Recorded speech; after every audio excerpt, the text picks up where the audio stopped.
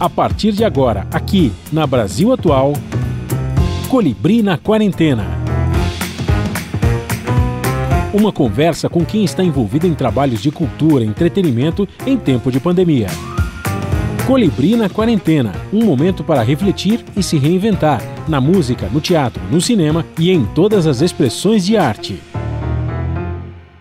Olá pessoal, no programa de hoje nós vamos promover o encontro de uma verdadeira seleção de craques da viola de São Paulo. Fernando Caselato, João Arruda, João Paulo Amaral, Zé Helder e Ivan Vilela, que também é curador do mapa etnográfico do uso da viola no estado de São Paulo. Um papo sobre o volume número 2 da coletânea Viola Paulista, organizada pelo Sesc São Paulo. Tudo online, em casa, na quarentena. Começando mais um programa na quarentena e hoje nós vamos falar de viola, que delícia, hein? Vamos falar de viola, o tema que eu adoro e estou aqui com os mestres da viola, que delícia, né? O Ivan Vilela, que é o nosso sócio fundador da Rádio Brasil Atual, né? Que já frequentou, não sei se ele está em Portugal ainda, daqui a pouco ele vai falar, Ivan Vilela, vamos ter o Fernando Caselato, o João Arruda, o João Paulo Amaral e o Zé Helder, todos bem-vindos, saudáveis. Estamos aguardando a vacina, eu que sou do grupo de risco, e vocês também daqui a pouco, vocês são mais jovens. E, enfim, vamos começar a falar. Eu não queria nem falar da quarentena, mas a gente vai falar daqui a pouco, né? Porque é um problema para os músicos. E antes da gente começar a contar um pouquinho da história desse projeto, né? Que a gente está vendo o segundo EP da nova coletânea da Viola Paulista, lançado pelo Sesc, aqui de São Paulo. Antes de falar de trabalho da viola, desse trabalho todo, dessa coletânea maravilhosa, eu quero saber um pouquinho, rapidamente, um depoimento de cada um de vocês, né? O Ivan já nos deu um depoimento sobre a situação, né, dos músicos todos, né, com relação à pandemia. Então, eu queria um comentário de vocês, do ponto de vista pessoal e profissional, como é que vocês estão lidando com essa loucura, né, que parou, principalmente os músicos que viviam de tocar ao vivo, né? E tiveram que repensar. Agora, a palavra mais conhecida é repensar, é ressignificar, é reestruturar, é um monte de porque a gente tem que se virar, né? Vocês que são professores também, dando aulas remotas, enfim, cada um cuidando de uma forma. Então, eu queria que vocês dessem o seu relato, como é que vocês estão lidando com isso. Já concluímos um ano, né, de isolamento aí, não sei até quando vai isso aí, a gente não tem noção, né, do que pode acontecer, mas que afetou o mundo todo e afetou também a cultura, né, de maneira geral, e aos músicos em particular, os músicos que faziam programações, faziam shows ao vivo, né, muitos deles, né, estão sem trabalho e a situação é trágica em muitos locais aqui do Brasil todo, que a gente fala com todo mundo aqui, situação trágica, né, e agora se adaptando, né, depois desse ano. Então, podemos começar. Quem quiser falar, fale, levante a mão aqui. Nós estamos pelo YouTube e pela Rádio Brasil Atual 98,9 FM. Quem quer começar a falar sobre essa situação, dar uma geral, rapidinho aí. Zé Helder, eu escolhi o Zé Helder, pronto. Tá bom, eu não levantei a mão, eu ia falar para o Ivan começar, mas o Ivan daqui a pouco fala. Né? Em primeiro lugar, bom dia para todo mundo que estiver ao vivo aí. Prazer demais estar aqui de novo no seu programa, Colibri. Né? E, pô, esse negócio virou a gente mesmo de perna para o ar, assim, né? Apesar de que já faz um ano, já deu para dar uma certa acomodada, mas eu sinto que, assim, o principal, o mais difícil de tudo, pelo menos para mim, foi realmente me habituar de que tem gente me assistindo do outro lado dessa telinha aqui, né? Porque olhar na cara do público, olhar nos olhos das pessoas é uma coisa, não dá para substituir isso, né? Então, isso é realmente o que mais faz falta, aquele contato de ter público na tua frente, de trocar aquela energia toda, né? Mas, fora isso, a gente tem se adaptado como dá, né? Assim, eu, como quase todos os músicos, vi a renda despencar assim, do dia para a noite, né? Tinha um monte de coisa agendada, pô, como é que eu vou pagar minhas contas? Felizmente, eu tinha lá uma âncora no Conservatório de Guarulhos, que eu tenho ainda, que continuei fazendo meu trabalho remotamente também, o que é outra coisa ruim, né? Dar aula online também é um negócio estranho, porque você não consegue tocar junto com o aluno, tem esse delay da transmissão digital. Então, tem um monte de problema que a gente passou a enfrentar, mas, enfim, estamos superando aí como dá, né, cara? Acho que uma hora a gente vai poder sair disso e vai ter aprendido um bocado de coisa, né? Eu aprendi a lidar com edição, com gravação, iluminação, um monte de coisa que eu não manjava, fui aprender, né? É o que a gente pode fazer no momento, né? A gente também tem que pensar numa nova forma de rádio, fazer pelo Zoom, conversar com... A vantagem, se é que há uma vantagem, é que a gente consegue reaproximar os amigos remotamente, né? Mas, Sim. enfim, é uma pequena vantagem. É. E do ponto de vista, Zé, do ponto de vista pessoal, você teve que correr com alguma dificuldade, um apoio familiar, aí que sempre tem isso, né? A gente tem nas famílias todas grupos de risco, a gente fica preocupado, e ao mesmo tempo que tem que resolver o nosso problema pessoal do trabalho, a gente tem que ajudar os outros, tem que, né, acudir lá, colar. Como é que foi com você? Bom, eu felizmente não teve nenhum caso grave, fatal, assim, de gente próxima da minha família, assim, mas aquela coisa, tem uma tia, por exemplo, que é como se fosse minha mãe, que eu não vejo ela há meses, só por telefone, uma pessoa que eu ia na casa toda semana, né? Esse lado é difícil, né, de você perder realmente esse contato. Mas, pô, de todo jeito, um foi dando uma forcinha daqui, uma forcinha dali, deu para passar a pior parte da arrebentação, sabe? Acho que o começo foi um susto danado, mas já faz mais de um ano, sabe? Já faz um tempo que deu para a gente tentar se adaptar como pode, né? Tem que tocar, tem que tocar a música em frente, né? Tem que continuar fazendo o que a gente sabe fazer, né? Não dá para parar. Tocar para frente, né? João Paulo Amaral, seu depoimento aí, por favor. Pois é, rapaz. Primeiro, né, bom dia, não sei se é bom dia, boa tarde. Bom dia, né? boa tarde, boa noite. Como a gente está na internet, a gente nunca se sabe. Para todo mundo. Então, eu acho que compartilho das vivências aí do Zé Eldred, acho que todo mundo passou um pouco por isso. A gente, claro, acho que é uma das coisas mais difíceis da pandemia é a falta do encontro, né? Não só, acho que com o público, mas com os amigos músicos, esses dias eu estava dizendo, eu não sabia assim o quanto era importante na minha vida aquela saída depois que você toca, que você faz um show, que você vai para um lugar para comer uma comida, tomar uma cerveja. Isso faz uma falta para gente, é uma coisa assim, tem um vazio muito grande assim, porque é a hora que você troca também, né, as experiências de vida, as impressões, as sensibilidades, e isso foi subtraído de todo mundo, né?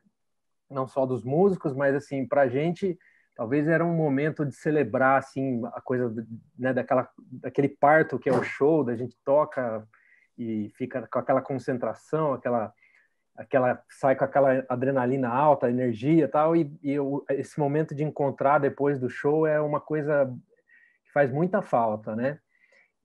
Mas eu acho que a profissão do músico já por si só é uma eterna mudança, uma adaptação. A gente sempre está se reinventando, tá buscando coisas novas, está acostumado a ficar se equilibrando ali financeiramente também, né? Fazendo escolhas, buscas. Então, talvez por um lado a gente não tenha sido talvez a classe que por mais que a gente tenha tido várias dificuldades, a gente está acostumado a se reinventar. Eu acho um pouco isso, né? Mas eu acho que, assim, como a maioria aqui dos violeiros colegas que estão aqui, a gente, de fato, pelo fato de também dar aula, ter, às vezes, uma fonte de renda de alguma outra forma, talvez tenha passado menos pior do que alguns... A gente tem colegas músicos que vivem só de tocar e esses, sim, de fato, passaram um aperto e ainda estão, né? Eu não tive essa situação, mas na minha família, por exemplo, que tem duas cantoras e tal, né? As minhas irmãs, uma delas teve problemas sérios assim, financeiros, porque tinha muita coisa engatilhada e estava totalmente apoiado nessa coisa do ao vivo, né?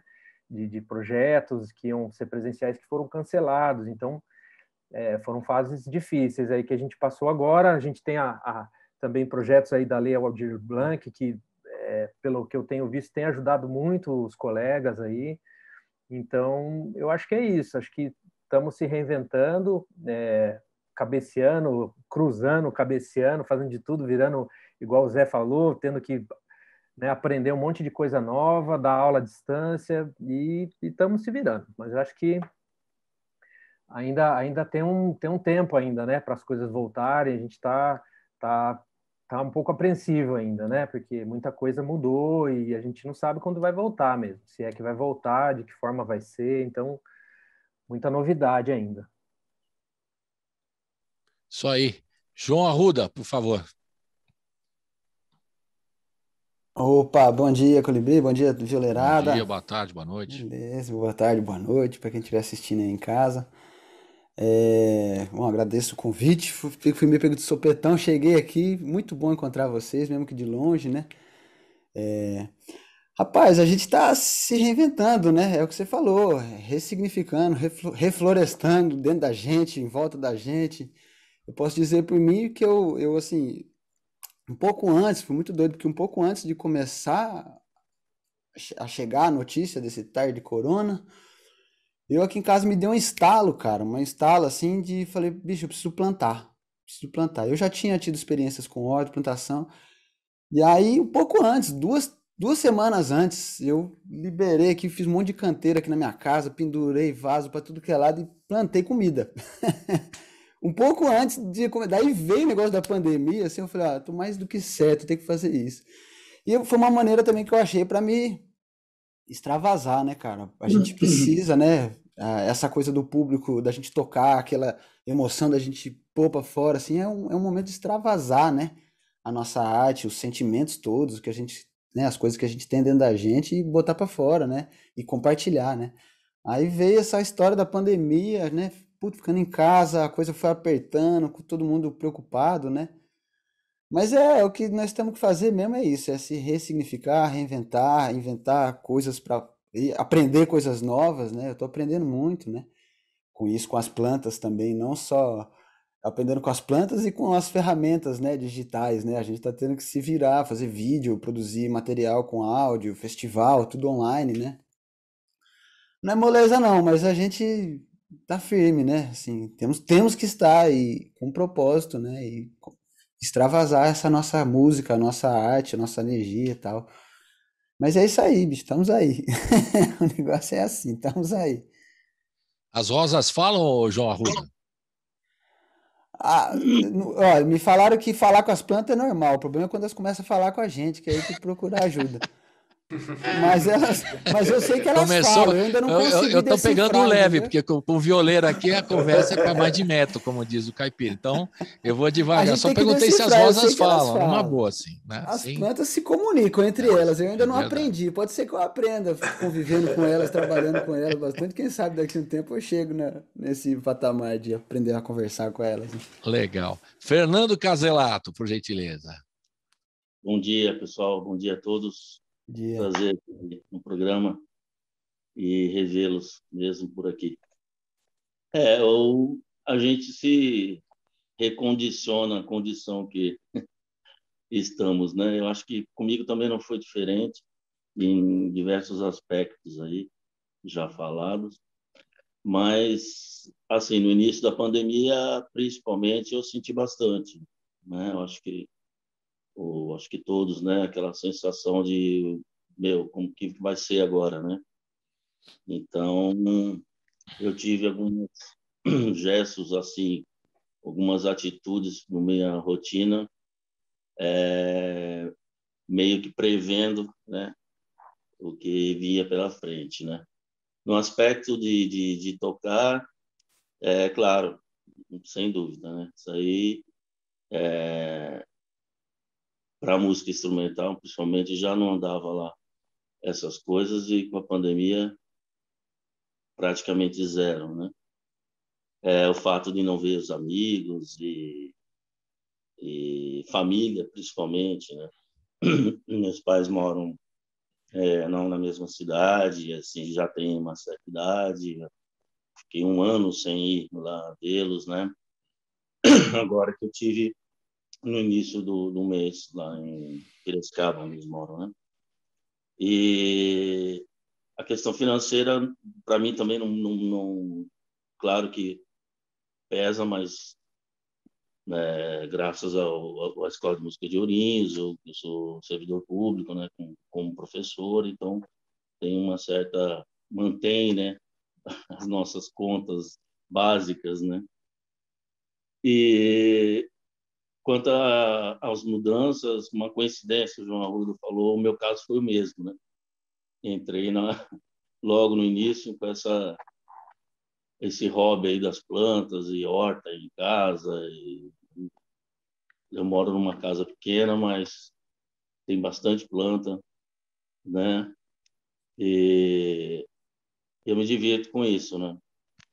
Inclusive, já vi até as alfaces do João Arruda no Facebook, e a gente participa de algumas comunidades de horta em casa, e já vi isso, né?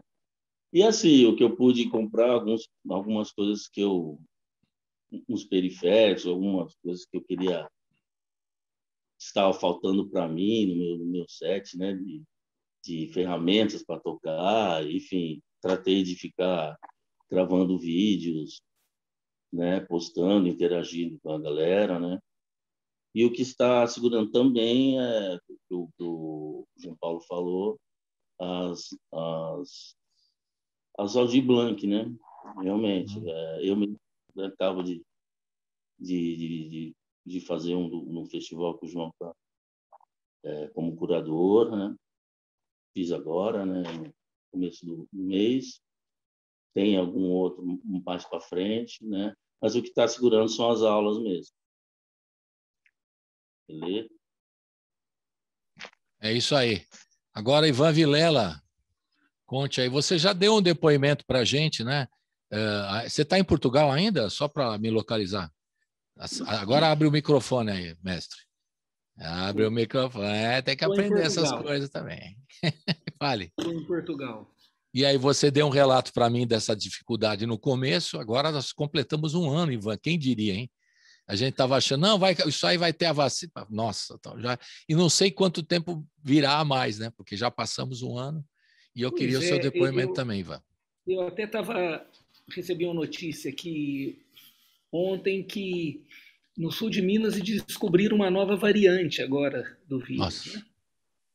Ali que está na região de Varginha, acharam um caso em Itajubá, Ibitura de Minas, aquela região ali. Né?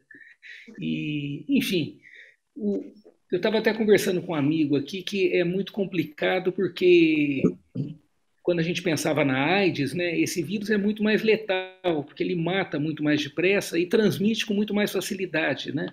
E então, assim, que esse amigo falou, em agosto, quando você voltar, nós vamos encontrar, tomar uma cerveja, falar, vai ser muito difícil, eu acho que as coisas não vão se resolver facilmente. E a gente vai ter vou utilizar o novamente, né? A gente vai ter que reinventar uma nova maneira de sobreviver com música, né?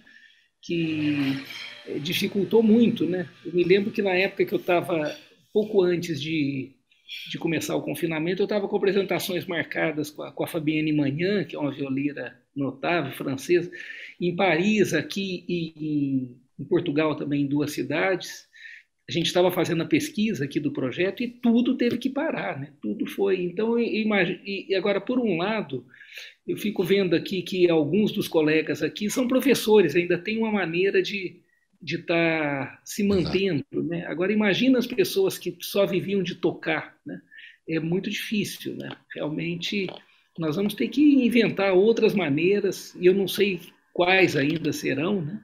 Para criar um outro estado de sobrevivência, um outro status de sobrevivência para os músicos aí.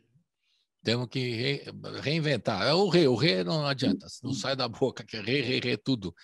E não é fácil mesmo, porque a perspectiva, né, de variantes e tal é da pior possível. E o Brasil, infelizmente, não está tratando bem essa questão do ponto de vista político. Depois a gente pode falar isso mais para frente, mas é uma desgraça mesmo. Então a gente tem que lidar aí, como você disse, tem os professores aqui que se viram, os que não são, imagine, né, a dificuldade. O cara que tocava ou acompanhava um outro artista com a viola, ou fazia apresentações ao vivo e tal, né?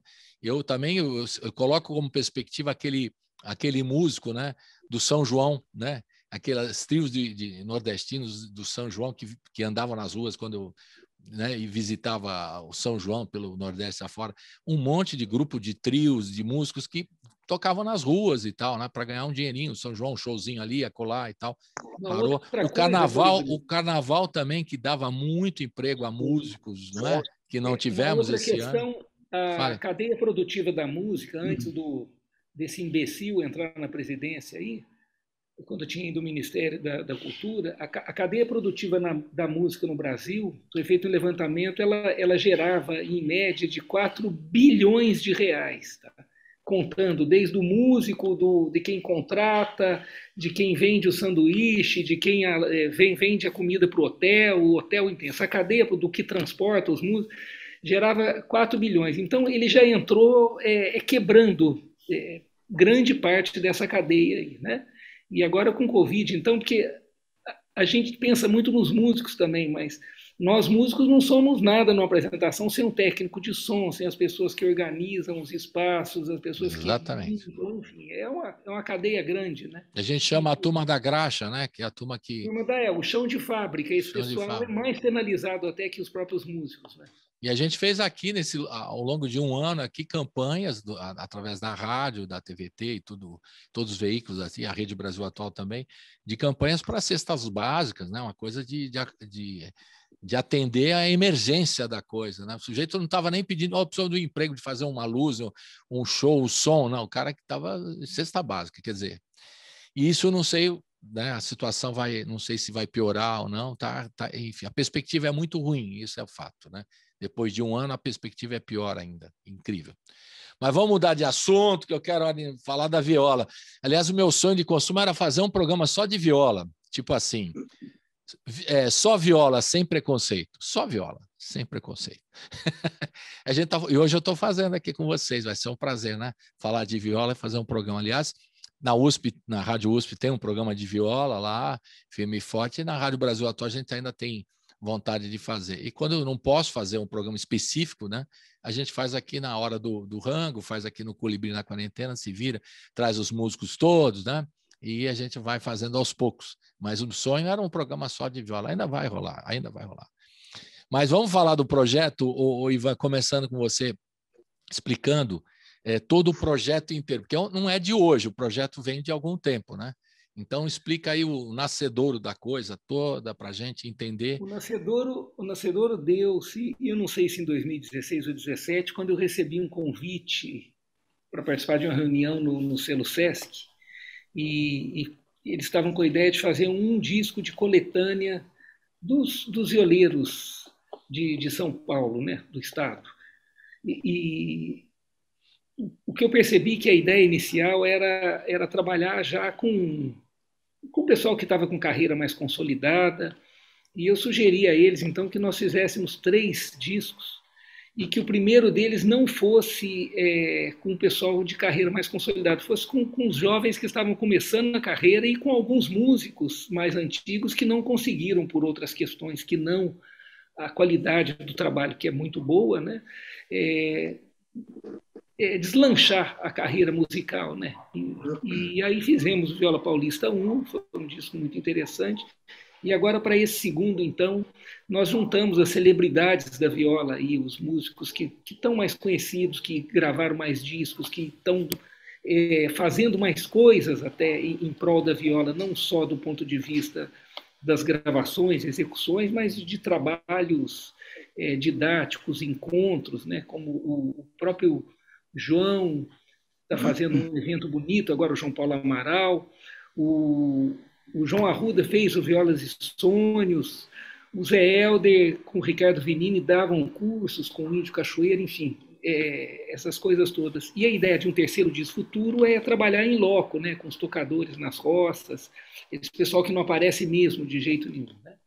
Mas voltando a essa ideia agora do segundo EP, então, do segundo disco, ele foi dividido em 5 EPs, né, que são 20 músicos, então 4 por conta da pandemia e até da dificuldade de circulação de uma mídia física agora. Então, nós estamos subindo semanalmente, o Sesc tem subido semanalmente as plataformas, né, esses autores, e está um disco maravilhoso, é uma coisa assim, eu não canso de escutar. Eu já ouvi aqui, é uma delícia mesmo. Agora, a gente está conversando muito, o povo fala assim, pô, não vamos tocar uma música? Vamos começar já agora a ouvir uma música. E eu começo aqui com o João Arruda, para ele falar dessa Ayuna, é isso mesmo? Falei certo? Ayuna? Fala aí, João, dessa música que a gente vai ouvir agora. Comente para nós. É isso. Bom, essa música aí, bom, Ayuna, é Ayuna, assim mesmo que fala. Na verdade, esse nome veio assim, eu não sei nem o que significa, faz talvez uma referência ao toque Yuna do berimbau, mas assim, coisa inconsciente mesmo, porque quando eu fiz a música, eu fui botar o nome Ayuna, eu falei, eu gostei desse nome, pronto. E essa música, ela, bom, eu fiquei até muito feliz dela estar assim, porque ela é uma música bem rock and roll, que eu gosto muito também de rock and roll. Sou fã, inclusive, do trabalho aí do Zé Helder com o Vinini, é uma referência bem legal de viola com rock and roll, para quem não conhece, escutem. E eu dediquei essa música ao Rogério Gulim, lá do Paraná, que é um violeiro rock and roll também. Ele tem essa pegada bem rock and roll na viola, né? E aí o Ivan me convidou, mandei as músicas, né? Que eu poderia sugerir e tal, ele escolheu essa, achei bem legal. É uma música que eu faço, né, com a viola e uso muito os efeitos vocais, né, que é uma coisa que eu gosto muito de fazer, né. A gente tem esse recurso, né, a gente tem que usar, né, é um recurso mais orgânico, né, essa coisa da música mais espontânea, música orgânica. Eu aprendi muito com o Stênio Mendes, Décio Marques também era um grande mestre, assim, que explorava, né, ele ia pro estúdio com um violãozinho, puta, fazia uma orquestra, né, você abria vozes, fazia efeito, tudo com a voz, você falou, o que que tem aí? Eu falei, não, violão e voz. Aí eu comecei a ver aquilo, falei, pô, eu também posso fazer uns negócios assim, deixa eu ver. E aí, então, eu mesclei esse recurso, né, de uma viola mais rock and roll e esses recursos vocais que eu gosto muito e tenho usado, uso bastante. Ayuna, essa daí. Legal, mas João, faça um comentário aí, Ivan, por favor. Ele fala uma viola rock and roll, mas aí a gente pensa muito na viola na vertente do moda de rock, do Zé Helder, Ricardo Vinini. A dele é mais uma viola rock and roll progressivo, né? Progressivo. Às vezes meio psicodélico, às vezes meio... Só uma pequena observação, que o João falou de 3 músicas, né, para quem está ouvindo. Na realidade, eu não fiz a escolha sozinha, foi feito com os 2 produtores, né, com a Paula Rocha e o Caio Xermac.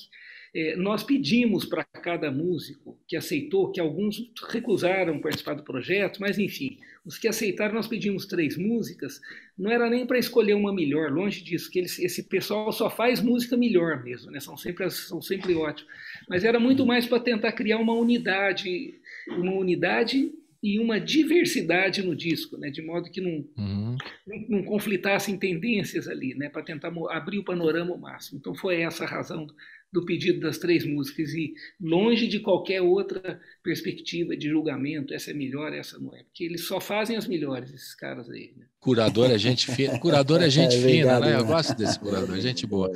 Mas, ô João, como a gente gosta de falar do instrumento da viola, não só tocar a viola e tal, você vai mostrar, porque tem um vídeo aqui, para quem acompanhar a gente pelo YouTube vai ver o vídeo agora, né? Que é um vídeo, você toca uma viola muito bonita, né? E com um som muito legal. Eu queria que você falasse um pouquinho. Aí, tá aí ela aí. Ela aqui. Tá mostrando para o pessoal que está vendo o YouTube. E ela tem uma cabaça diferente. Aí, explica pra gente. Então, essa aqui é uma viola feita pelo Levi Ramiro, que é um querido amigo e um grande mestre, né, da viola, assim, referência não só para mim, mas como para todos os violeiros e violeiras aí, né? E ele faz essas violas com cabaça. Eu praticamente agora só toco as violas dele. Não, praticamente não, só tenho viola de cabaça. Viola mesmo, só tenho as violas dele. Tem até uma aqui que ele fez para mim. Ele fez, aí depois ele queria comprar de novo, de tão boa que ela é. A violinha. E isso aí. E aí, assim, eu acabei me apaixonando por as violas de cabaça, né? Daí, bonito. Nós vamos ver agora. Sendo uma marca, uma coisa que eu só uso elas. E a sonoridade dela muda muito, João, das tradicionais? Né? Não muda muito. Não, mas muda. Cada uma. Eu tô parecendo o Zeca Pagodinho respondendo aquela pergunta, né? Você é um pagodinho. Não, mas é diferente, mas é igual, né? Muda, mas não muda. O lance da viola de cabaça que o Levi fala assim, é que cada uma sai de um jeito, então é uma coisa muito orgânica, então você não consegue prever, falar eu vou tirar um timbre mais agudo, não, a viola, por essa disforma da cabaça, cada uma vem com som. E nas mãos do Levi Ramiro, que é um baita violeiro, ele sabe pegar aquilo que lhe é oferecido quando ele está fazendo a viola e fazer o melhor instrumento possível, né? Legal. Isso ele domina, né? Então ele, como é um bom violeiro, conhece o instrumento, conhece os timbres, vê a cabaça, vê como que tá soando, ele pega e faz e não sai ruim, não. Quando sai ruim, ele fala que sai ruim, mas não sai ruim, não. Então vamos ouvir, depois de toda essa história bacana, vamos ouvir a Iuna com o nosso querido João Arruda. Roda! Coitemos.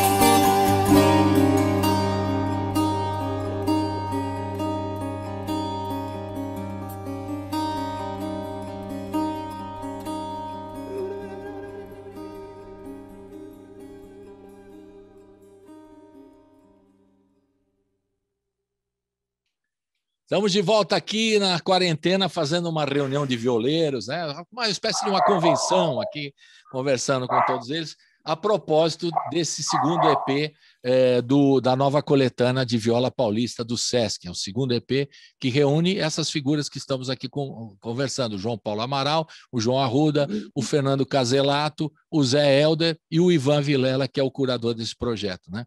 Então, a gente está conversando um pouquinho sobre a história da viola e cada instrumento, também valorizando os luthiers, né?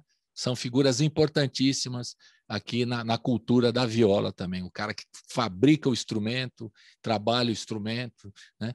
E o nosso querido Ivan Vilela, ele também estuda a viola há muito tempo, né? E hoje a gente está falando sobre esse projeto, um projeto que começou em 2018, é isso, Ivan, você estava falando? 2018, num primeiro projetão, agora é uma segunda etapa, né? É o Viola Paulista 2, e esse é o segundo EP do Viola Paulista 2, que é muita coisa, tem que explicar. E vem o 3 também, não é isso? O 3 está... Como é que vai ser o 3 com a pandemia? Eu já quero antecipar o negócio. Você diz o terceiro EP ou o terceiro disco? Terceiro disco. O terceiro disco ainda, talvez a gente só faça no ano que vem, né? Ou se for o caso dessa pandemia perdurar, a gente espera, porque ele vai precisar de muita viagem, né? Enfim, e a gente fica à mercê agora do vírus, né? Ele quem manda em tudo. Né? E esse tem uma perspectiva de fazer a coisa em loco, não é isso? A proposta é A essa. ideia é fazer em loco, né? Essa ideia original é fazer em loco. Né? Pegar as pessoas nos locais delas mesmo, né? Tá certo. Agora eu queria, daqui a pouco, vou contar a história de cada um de vocês aqui. Vou começar com o João Arruda, porque a gente já ouviu o som dele, não é? Então a gente vai fazendo uma coisa mais lógica, assim. Já ouvimos o som do João Arruda, já falou de algumas influências. Eu queria saber a sua história, João Arruda. Quando é que você se apaixonou pela viola? Conta esse caso de amor para nós. Olha, rapaz, foi assim. Eu comecei a tocar violão, meu irmão começou a tocar flauta. E aí a música já estava dentro de casa, né? Meu pai Mas sempre... tudo isso é aonde? Só para a gente localizar a geografia. Em Campinas. Em Campinas. Campinas, isso. O meu pai sempre ouviu muita música clássica, e ele gostava muito de ouvir essas músicas do mundo, né? Músicas étnicas e tal. E isso me influencia até hoje, né? No meu toque hoje, assim, tá muito presente. Aí meu irmão começou a estudar, comprou uma flauta, e aí um pífano. E aí começou a tocar, estudar, e começamos a ouvir umas coisas. E aí eu falei, vamos comprar um violão junto? Beleza, vamos comprar. A gente dividiu só o preço do violão, porque o violão a gente não dividiu, que eu acabei pegando ele, agarrei no violão e comecei a estudar, a pesquisar as músicas que eu gosto, já querendo ser viola já, na verdade, porque eu tocava o violão já meio com as pegadas de viola, ouvindo umas coisas, então já queria que o meu violão já fosse uma viola. Aí até eu ir tocando, formamos banda, grupo, tocamos, isso com 15, 16 anos. Tocamos nas festas, fazendo balada, tocando com violão e pífano e tambor e tal. Aí um dia eu fui num ensaio na casa de um amigo e ele tinha uma viola lá encostada, né? Aí eu olhei assim, né? Parece que as coisas de filme, parece uma luz em volta dela. Eu olhei que eu falei, rapaz, isso aí é uma viola? Ele, é uma viola caipira, era do meu pai, não sei o quê. Eu falei, posso cutucar a barriguinha dela? E na hora que ele me deu a viola, eu peguei, fiz bem. Na hora que eu senti que aquilo ali era meu instrumento, que era minha continuação, sabe? E aí comecei a estudar, comecei a pesquisar, ouvir essa violeirada toda aí, essa turma, Ivan Vilela, nossa senhora. Daí ouvi o Ivan, falei, puta, daí me falaram que tinha uma orquestra de viola aqui em Campinas. É verdade. Aí foi a Orquestra Filarmônica de Viola, fui lá, conheci tanta gente, conheci o João Paulo lá, João Paulo, né, mestre também, arranjador. E aí eu fui me envolvendo com essas pessoas, com esse universo, e vendo o festival de viola que foi rolando, e vendo a viola instrumental, e fui ponteando, cara, e fui perseguindo os rastros da viola, dos violeiros, das violeiras, das pessoas que já estavam fazendo ali, né? Fui atrás da Folia de Reis, conheci o mestre Tião Mineiro, comecei a sair com a folia. E aí, rapaz, quando eu vi, eu já estava aqui fazendo tudo que eu estou fazendo e vou continuando desse jeito aí. Que legal. E na família também já tinha gente que tocava música, já era muito. Não, a minha bisavó, o mais próximo que tinha era minha bisavó que pintava. Mas o meu pai, ele é um artista também, só que ele não deu vazão, ele foi para outro caminho, no caminho do mercado imobiliário, outra coisa. Mas ele tem essa alma artista também, assim, foi o que me influenciou de música, né, de trazer coisa para casa, música, poesia. Então, legal. Assim, da família foi eu e meu irmão mesmo, só que brotamos para esse lado, né, que rumamos para esse caminho. Beleza. Agora eu queria ouvir do Ivan Vilela, porque a gente ainda vai contar a história de cada um deles aqui, a história da viola, né? Quando ela surge no Brasil, como é que ela veio para parar no Brasil, e esse é um instrumento brasileiro, é um instrumento português, é um instrumento da onde? Porque é sempre a polêmica, eu gosto de fazer polêmica com o Ivan Vilela, mas ele sempre explica direito e eu não aprendo, mas diga lá, Ivan, como é que é essa história, o começo da viola, onde nasceu? A viola é um instrumento de origem portuguesa, né? Vamos pensar de origem ibérica, mais no lado português, aqui no norte de Portugal, na realidade. Surgiu por volta do final dos 1300, começo dos 1400, de maneira que na metade dos 1400 já era um instrumento muito popular no meio do povo. Ela raramente chegou à corte, em casa senhorial, ficou um instrumento do povo. O próprio Gil Vicente, dramaturgo quinhentista, se refere à viola em 9 das peças de teatro dele como sendo um instrumento de soldados, né? de escudeiros. E esse instrumento, então, foi para o Brasil com essa característica de ser um instrumento de gente simples, né? E fixou-se aí no Brasil, no caso no Nordeste e no Sudeste, desde o início ali nos 1500 ainda, né? No final dos 1500, e foi ganhando características muito próprias em cada lugar que ela foi se fixando, né? E do Sudeste ela foi para o Centro-Oeste, na mão de bandeirantes, de tropeiros enfim, é um instrumento que hoje representa a identidade cultural de alguns dos povos do Brasil, pensando no Brasil como um mundo multicultural, né? Com muitas culturas diferentes, né? Ele já veio nesse formato, as 5 cordas duplas, as 10 cordas, ou não? Veio, que é uma característica do pai da viola, que é o avô da viola, no caso, é o alaúde árabe, né? Que é o primeiro instrumento de cordas dedilhadas com braço, onde as notas podiam ser mudadas, que chega na Europa, quando que é aqui, no 722. 711 é a data que o Tariq entra ali, né, na península. E então esse alaúde se apaixonou pelas cítaras e harpas celtas, de maneira que por volta de 1100 a gente tem um instrumento no norte da África chamado guitarra latina, que já é um instrumento muito, muito popular, né?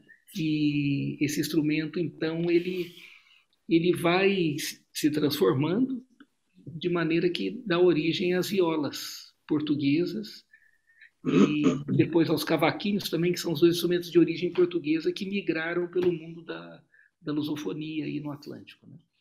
E aí no Brasil ele ganhou características próprias? Essa história das afinações diferentes é uma coisa do Brasil ou isso já veio também de fora? Ela tem afinações distintas aqui em Portugal também, tem na Ilha da Madeira, nos Açores, né? Ela tem, mas é importante a gente pensar assim, tudo que acontece em algum lugar, quando acontece no Brasil, acontece numa dimensão mega, não só por causa da imensa população e do tamanho do Brasil, mas por causa da multiculturalidade do Brasil. Então, foram muitas afinações, né? São muitas. Hoje o pessoal fala tem 15, tem 20, eu acho que tem muito mais, né? Porque no fundo a pessoa pega uma afinação, muda uma corda, já virou outra afinação, se você partir do princípio que isso é uma outra afinação, cada um faz de um jeito, as pessoas inventam, né? Pois é, isso que você está falando, eu estou descobrindo também no violão, né? Porque o violão brasileiro também tem trocentas afinações, mas não é que tem afinações clássicas, né? Cada um inventa a sua afinação, né? E é uma loucura. Por exemplo, o João Bosco, que eu entrevistei aqui recentemente, ele agora está fazendo uma série de vídeos mostrando e abrindo o jogo e o coração, mostrar as afinações dele, aquela coisa que ele faz é tudo diferente, cara. Então a gente no Mi, Lá, Ré, Sol, Si, Mi, lá não tem nada a ver, porque ele faz altas coisas lá que ele faz, e outros tantos que fazem afinação. A turma do choro também inventa afinações, né? Dori Caymmi, né, que colocou o Si e o Si embaixo, né? Exato. O Jorge Ben, também tem uma afinação particular também, dessas coisas de juntar, né? Quer dizer, é uma coisa que cada artista, de repente, busca a sua sonoridade reinventando afinações, né? E não isso é uma coisa bonita, Colibri, do mundo da tradição oral, né? Porque normalmente quando a gente vem a partir de um conhecimento só da tradição escrita, as coisas ficam mais estanques, né? Exato. E isso no mundo da tradição oral, que tem o autodidata, né? Ele vai e faz do jeito que lhe apraz ali, né? Isso é muito bacana, né? Isso é legal. Quer dizer, a viola tem estruturado, né, esses tipos de afinações. E quem que denominou essas afinações, esses nomes? Rio Abaixo, Cebolão, etc. Normalmente são as pessoas dos locais mesmo, né, que fazem isso, né? Às vezes você vai num lugar. Uma vez eu estava tocando lá em Montes Claros, chegou um violeiro para mim, um senhor, né, e falou: você está tocando na Avançador. Avançador. Eu falei: qual que é Avançador? Eu falei: essa aí daí que você está tocando, toca as cordas. Eu toquei e falei: Avançador, tá vendo? Então quer dizer que cada lugar as pessoas vão dando os nomes, né?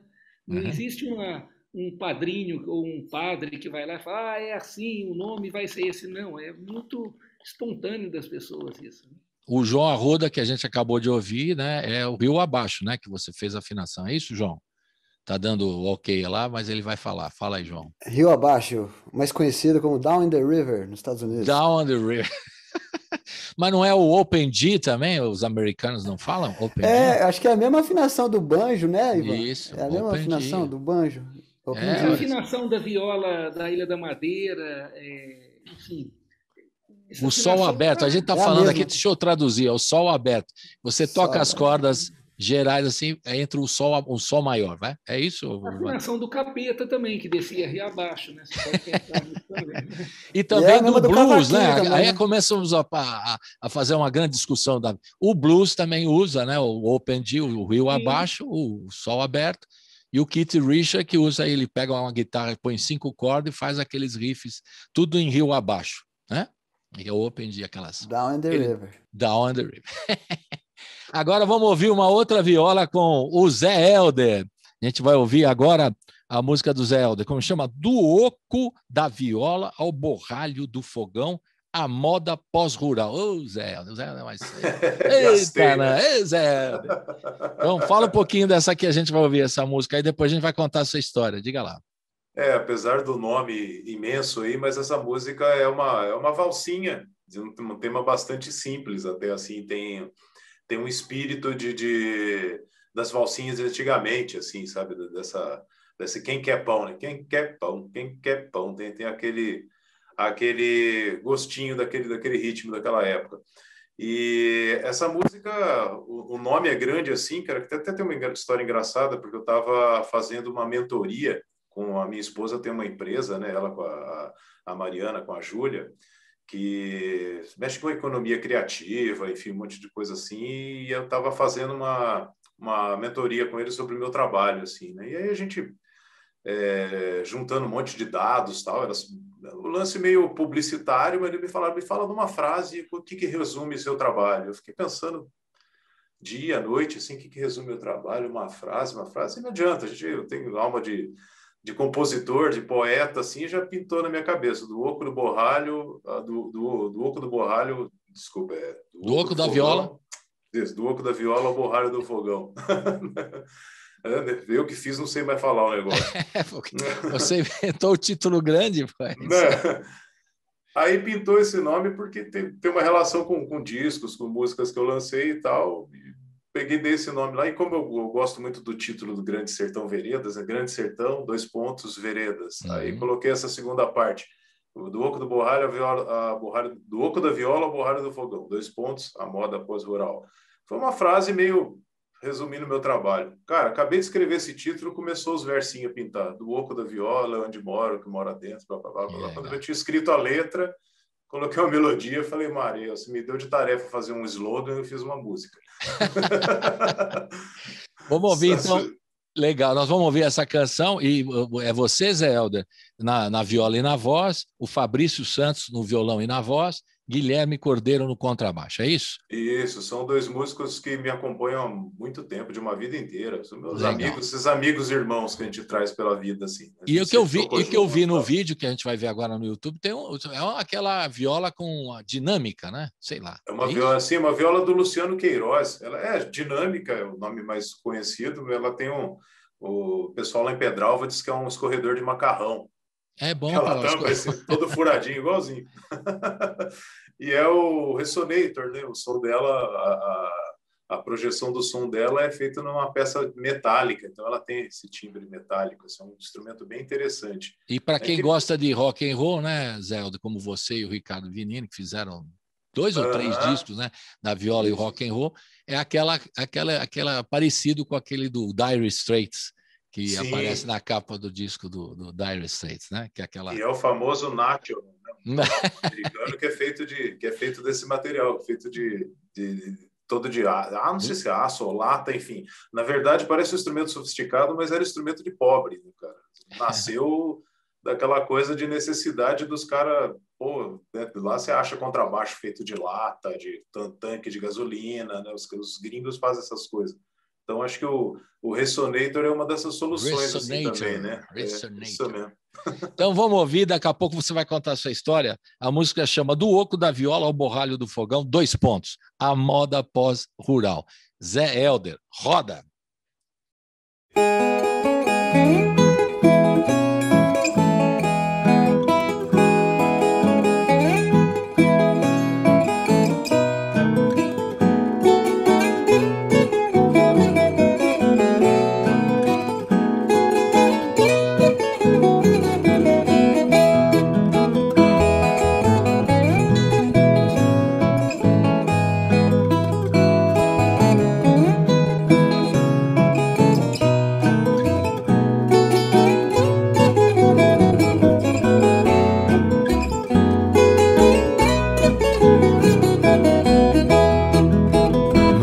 Da viola é onde mora o que mora dentro.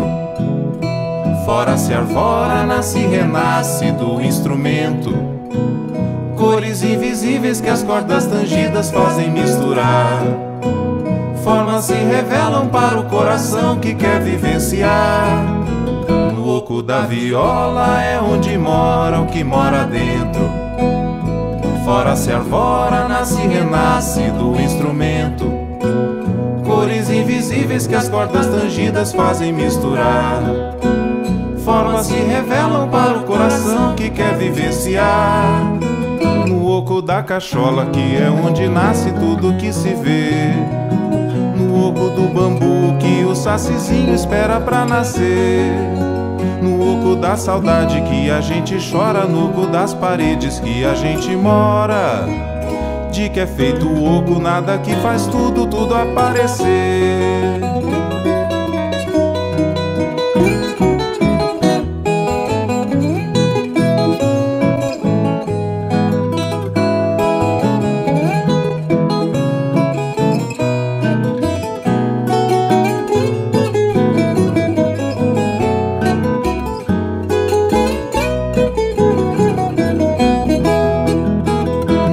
Da emoção vazio que ressoa notas musicais.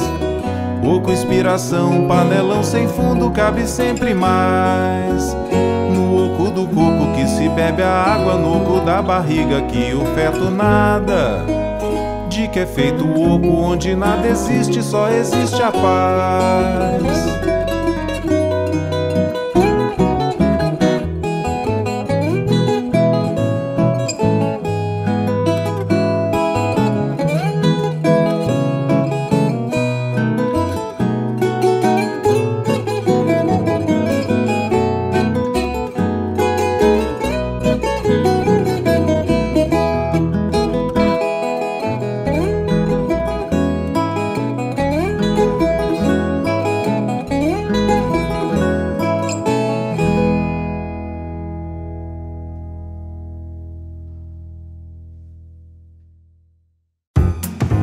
Você está ouvindo Colibri na Quarentena.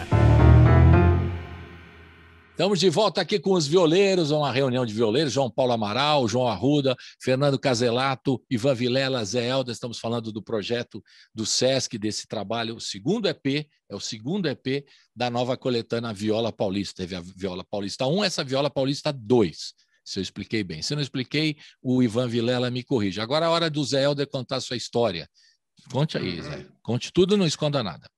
Vamos lá. Eu, assim, na música, eu sou músico, estudante de música, pode-se dizer assim, desde os 10 anos de idade, cara. Eu tive a sorte de começar numa banda de coreto, lá em Cachoeira de Minas, onde eu nasci, né, cara? O primeiro contato meu com a música já ainda foi criança, com 10 anos.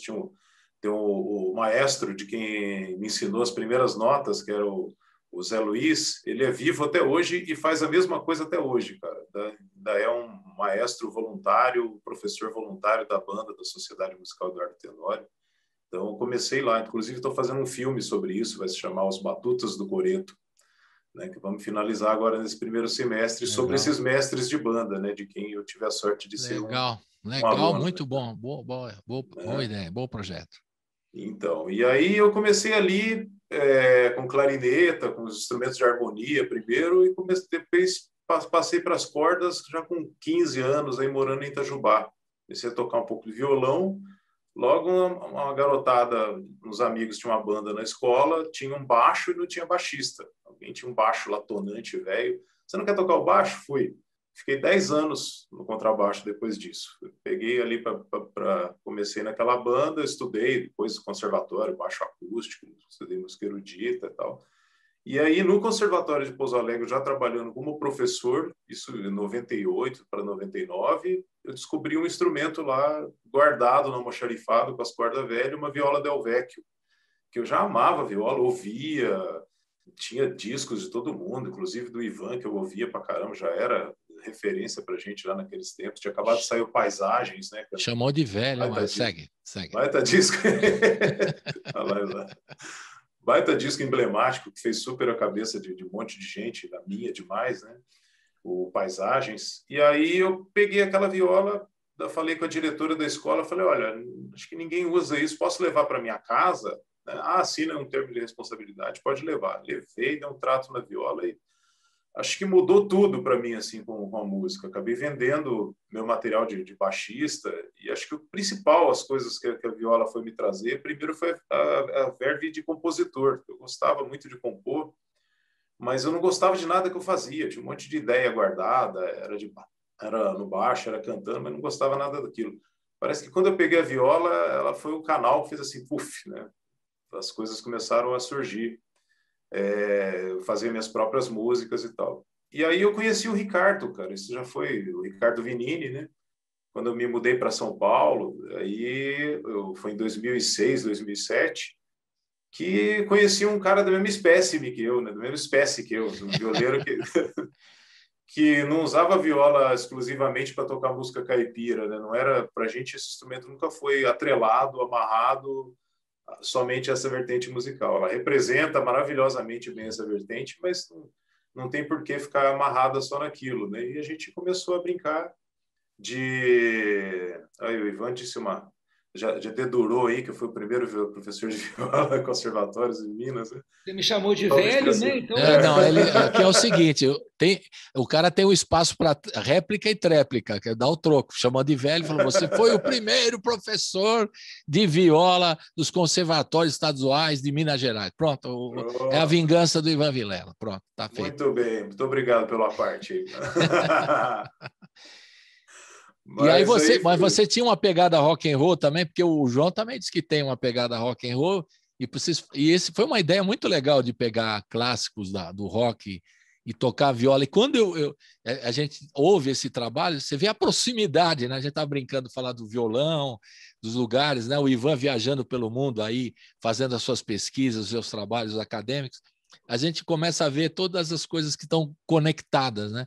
E aí, quando tem certas canções que vocês dois tocam na viola, que são clássicos do rock, que, pô, parece que foi feito para música caipira mesmo, vamos combinar. Tem umas, interessante é isso. Fale de algumas canções aí que vocês tocaram, que é muito parecido, né? A levada, o riff, sei lá, né? Eu acho que, assim, tem uma coisa principal nesse trabalho que a gente tocando ritmo de cateretê, cururu, pagode de viola, então o ponteado, a mão direita, os acordes, para viola soar como viola, e não imitar uma guitarra, por exemplo, ou ter aquela potência da canção original do rock. E com isso a gente acaba revelando um lado da melodia que não se ouvia antes, né, cara? A gente acaba ouvindo Sepultura de um jeito assim que soa bastante melódico, interessante e tal. Enfim, o Dire Straits, por exemplo, aquela Why Worry, depois que a gente gravou aquilo, falou, cara, dá para botar letra aí e carreirinha gravar isso aqui. Parece uma música caipira mesmo, essa daí é incrível mesmo. Virou. Então isso sempre foi muito divertido, especialmente para a gente fazer isso, né, cara? A gente se diverte a beça e conta a nossa história, né? Porque a gente veio do rock mesmo, por que a gente vai negar isso, né, cara? Nós estamos simplesmente sendo honestos com a nossa trajetória, né? A gente veio do rock e fazemos isso, adaptamos esse instrumento para contar a nossa história com isso, né? Acho que esse que é o lance que faz o negócio ser verdadeiro, né? Legal. Antes de chegar no Fernando, que ele está escapando aqui do vídeo, a gente pega o Fernando daqui a pouco, eu queria saber do Ivan, sempre uma pergunta na lata assim, para o Ivan, Você acha que ainda existe muito preconceito? Tem os puristas da viola? Por exemplo, o Zé Helder está falando dessas misturas de sonoridades, ele traz para o rock and roll, adapta e tal. Tem gente lá da viola que fez o nariz empinado para o projeto do Zé Helder, do Vinini, né? O que você acha disso? Ainda tem essa turma? Existe, sempre existiu, né? Quando eu comecei a tocar viola, um violeiro aí conhecido falou: você não sabe tocar viola, você toca viola igual violão. Ele queria me criticar, ele estava dizendo assim, eu que sei, né? Eu falei, pô, que legal, eu toco diferente então, né? Porque existe uma patrulha da viola, sobretudo do pessoal mais ligado à música caipira, né? Eles ainda têm uma crença, bom, vamos pontuar antes, a música caipira é uma música muito importante para o universo da viola, que ela trouxe uma contribuição técnica, musical, de repertório, tudo fabulosa, né? Mas eles acham que aquilo é o puro, né? A gente não tem nada puro, né? O grande barato nosso no Brasil é ser vira-lata mesmo, é misturar tudo.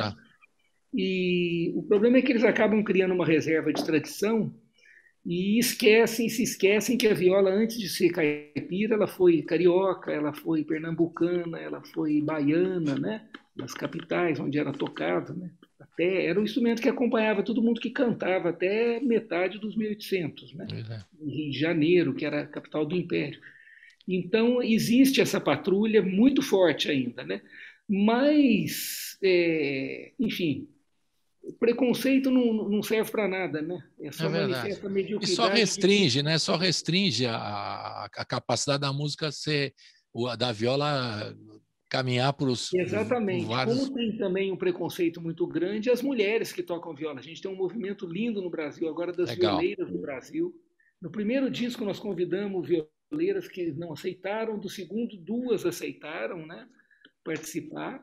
E então eu acho que também quebrando esse tabu também. Um bordão, perdão, Zé, um bordão que eu tenho repetido muito aí. A viola está cheia de raiz, ela precisa começar a ter asa agora, né?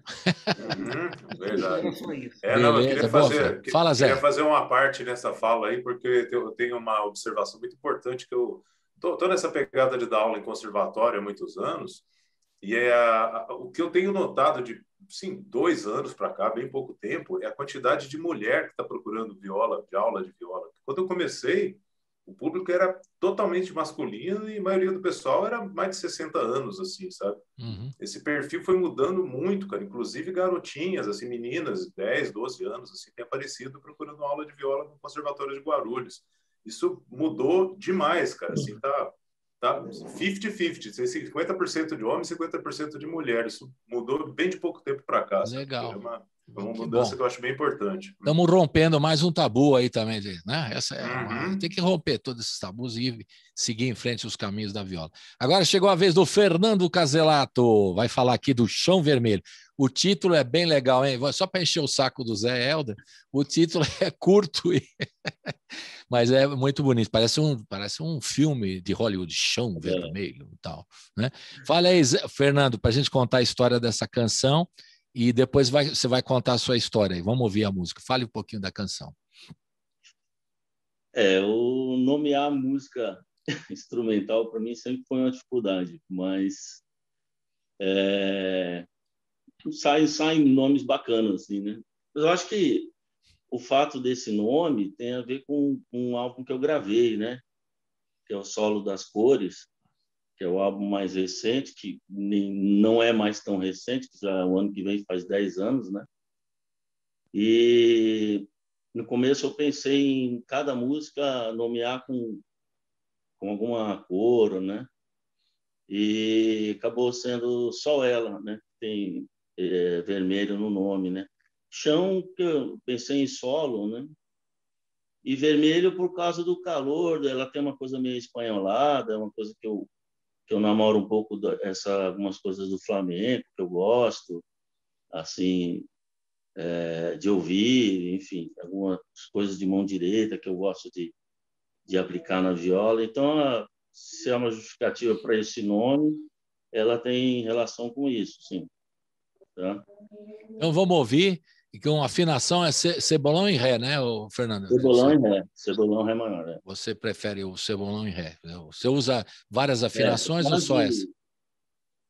Eu fiz algumas coisas com outras afinações, mas a cebolão em ré quase 100% que eu toco, né? O primeiro álbum que eu gravei em Mi.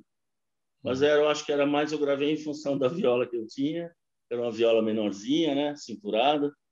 E ela timbrava bem no Mi maior, né? Mas eu já curtia mais tocar em cebolão ré já naquela época, né? E aí os trabalhos sempre eu mantenho essa afinação, né? Legal. Então vamos ouvir então a música Chão Vermelho com o Fernando Caselato. Roda o Chão Vermelho.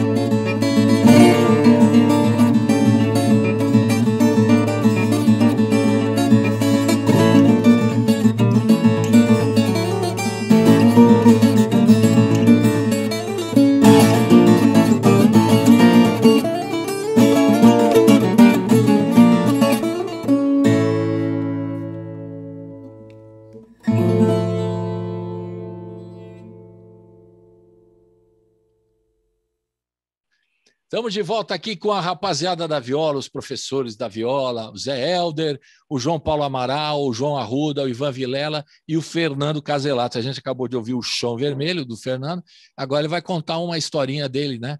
Uma historinha, conte tudo aí, na sua história, com a viola. Bom, eu sou catarinense de Itajaí, né? não sou paulista, embora vivo há mais tempo aqui do que no sul, né? Desde os 21 anos que eu resido no interior de São Paulo, morei em muitas cidades e atualmente estou em Ourinhos por conta da escola municipal, né? Mas em Itajaí, a minha experiência começou também em banda marcial, com 9, 10 anos, né? Comecei a tocar os instrumentos de fanfarra, caixa clara, né? E depois fui para o trompete, né? Fiquei um tempo. Depois, meus pais mudaram para Curitiba, eu já tinha uns 15 anos, e sempre arranhando violão, tal, guitarra, né? Um pouco na curiosidade, assim. E com 17 eu entrei no conservatório e formei em violão, né? Erudito, com o Valdomiro Prodóximo, que é um mestre excepcional de lá. E 90, início da década de 90, eu vim para Bauru. Em Bauru eu já comecei a trabalhar com música, né? Tinha 21 anos, comecei a dar minhas primeiras aulinhas de violão, tive a fase de música de baile, viajei bastante com música de baile, né, como guitarrista, né? E a viola ela veio através de um aluno.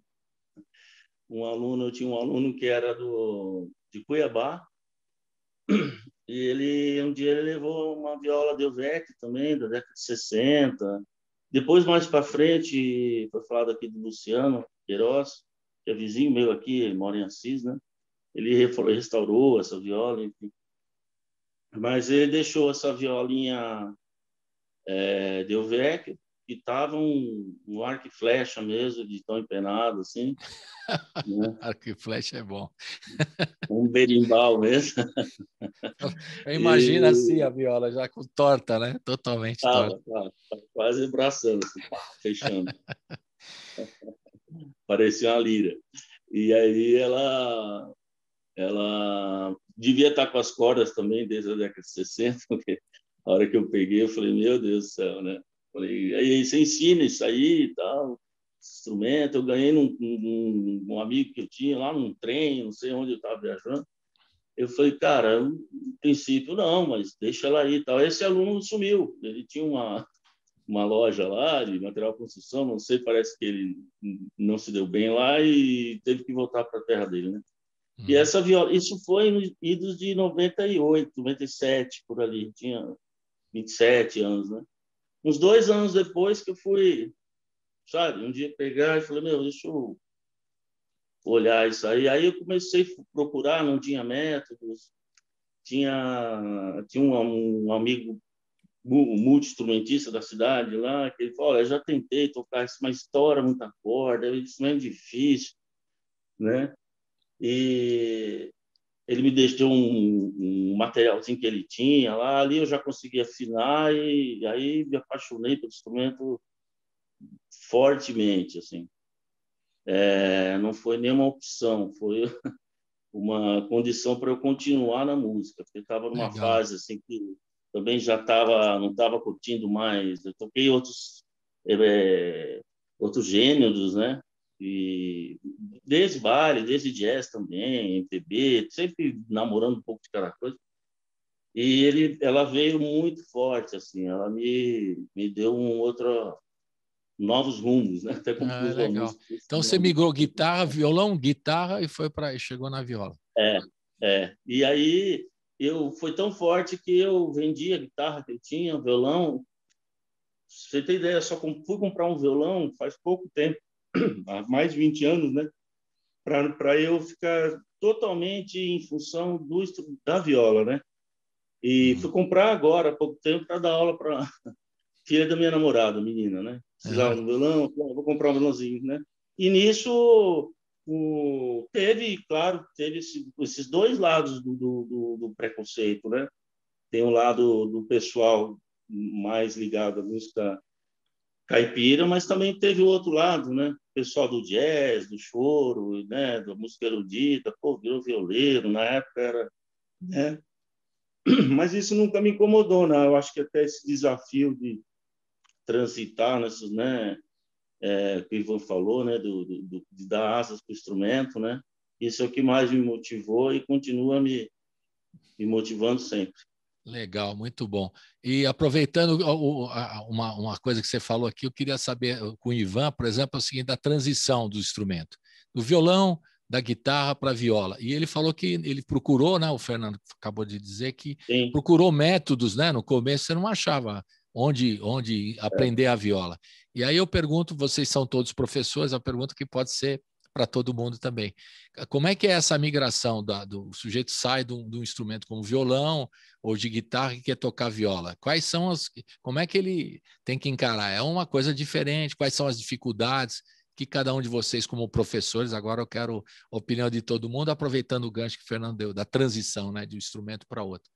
Quais são as dificuldades e os métodos, as formas que você pode estudar? Hoje tem, pela internet, chamados, como chama lá, tutoriais, né, que você até aprende, até pôr o dedo no instrumento e tal. Mas no começo, como o Fernando disse aí, ele não tinha muito recurso para desenvolver o instrumento. Foi, né, no peito e na raça, não é isso, Fernando? Foi Sim. Por aí. Então, eu queria que cada um falasse quais são as dificuldades que vocês, como professores, e hoje em dia o sujeito quer migrar de um instrumento para o outro. Começa com o Ivan, depois eu faço a roda aqui. Olha, essa, inclusive, é uma das questões que motivou muito a viagem ao Brasil agora para entrevistar aí mais de 40 violeiros, né? Dentre os quais todos esses aí foram entrevistados. O João Arruda já havia sido entrevistado em 2019. Como que a gente pega um instrumento do mundo tradicional e traz ele para um mundo erudito, um mundo da escrita, sendo que nesse mundo da escrita normalmente existe uma tentativa de um poder simbólico, né? Simbólico entre aspas, falso, né? Que verticaliza muito, como se o saber erudito fosse superior ao saber popular. Então, como que cada um desses músicos, o que eles trazem desse instrumento? E isso é muito pessoal, porque cada um, eu reparei nas pesquisas, que cada um traz de um jeito, cada um foca em uma questão, né? E isso é uma riqueza, né? É muito bonito. Mais uma prova da nossa multiculturalidade, né? A gente tem que sempre... O nome nosso deveria ser Brasis, entende? O nome desse país aí, porque cada um... O João abordou uma questão, o Zé Helder outra, e o Fernando Caselato outra, né? No que eu perguntei, né? O que você utiliza do mundo tradicional? Então é muito bacana isso, né? Mas o que é muito importante é que, e eu percebi isso em todos, né? Que existe uma relação horizontal entre saber erudito e saber popular e saber oral aí, né? Ambos não, todos aí trabalham com a ideia de que os saberes são jogados na horizontal e nunca na vertical. E acho que isso é o mais importante, porque aí você começa a dar voz para o instrumento a partir da voz que ele já tem. Beleza. Zé que dá aula aí também, fala um pouquinho dessa transição do instrumento, como é que é para aprender, as dificuldades e tudo também. A viola, assim, eu acho que é um instrumento que, primeiro, ela tem um saber próprio que está muito presente na cultura popular, está muito presente nesse lastro cultural que a viola traz consigo. Quando você começa a tocar aquilo, você naturalmente já entra num universo, num mundo de brasilidade, não só brasileiro, mas ligado na sua origem ibérica, tudo isso que o Ivan está falando aí, que eu acho que faz com que a gente tenha que olhar esse instrumento de forma diferente, assim, especialmente na questão técnica, especialmente não, mas também na questão técnica, porque, por exemplo, eu convivi muito com o Índio Cachoeira, né? Uhum. Era um cara que quebrou muitos tabus para mim, assim, que eu, por exemplo, vi um cara que estudava no conservatório, de repente comecei a dar aula, minha preocupação no começo ali era ajustar aquele curso de viola num conservatório de música, ou seja, eu pensava que o passo a passo do estudante de viola deveria ser fazer o mesmo que o de violão, aprender a ler as primeiras notinhas, posicionar, não sei o quê, colocar meio naquele arcabouço de violão erudito, assim, né? E com o tempo eu percebi que tinha outras questões mais importantes, né? Um cara que nem o Cachoeiro, como eu estava dizendo, por exemplo, pegava para tocar com o dedilhado todo torto do jeito que ele inventou, mas que existia uma inteligência inata ali. Comecei a ver, por exemplo, que ele usava mais esse dedo e esse aqui, em vez desse quarto aqui, que é para quem começa a tocar, mover o quarto dedo é um negócio difícil. O Cachoeira parece que não passava por isso, sabe? O quarto dedo servia de um acessóriozinho, então tinha coisas na técnica cabocla dele tocar que estou falando dele, mas de outro monte de gente que a gente observa por aí, né? Então esse saber do empirismo mesmo, de pegar o negócio e fazer sem ter outra referência, é um saber que você não pode abandonar, sabe? Eu acho que cada pessoa que pega uma viola para tocar coloca um pouquinho disso em cima, sabe? Tá sempre... Ninguém deixa o instrumento ileso, tanto como você que começa, você se transforma pelo contato com o instrumento e você transforma a viola também, porque você coloca um pouquinho do seu ali. Então, acho que são saberes, são coisas que... É um processo que está acontecendo e que não vejo um fim assim. Vai chegar um dia que a arte erudita se junta com a popular. Não é. Acho que esse diálogo, esse conflito, esse diálogo é sempre interessante para o instrumento, sabe? E acho que é isso que tem acontecido. Pelo menos eu noto esse processo, né? João Arruda, João Paulo, fica à vontade também para comentar. Fala, João. Fala, João. Arruda. Vou falar Ou um Amaral. João Paulo Amaral. O outro João passou a bola. Não, eu vou comentar só para complementar, concordo com tudo isso que eles estão falando. Acho que só para pontuar uma outra coisinha, você falou da transição, né? Eu me lembro muito no momento que eu comecei, que eu também, né, vim do violão, também da guitarra, enfim, depois vou contar um pouquinho mais no detalhe, mas uma coisa que talvez fique claro para as pessoas, né?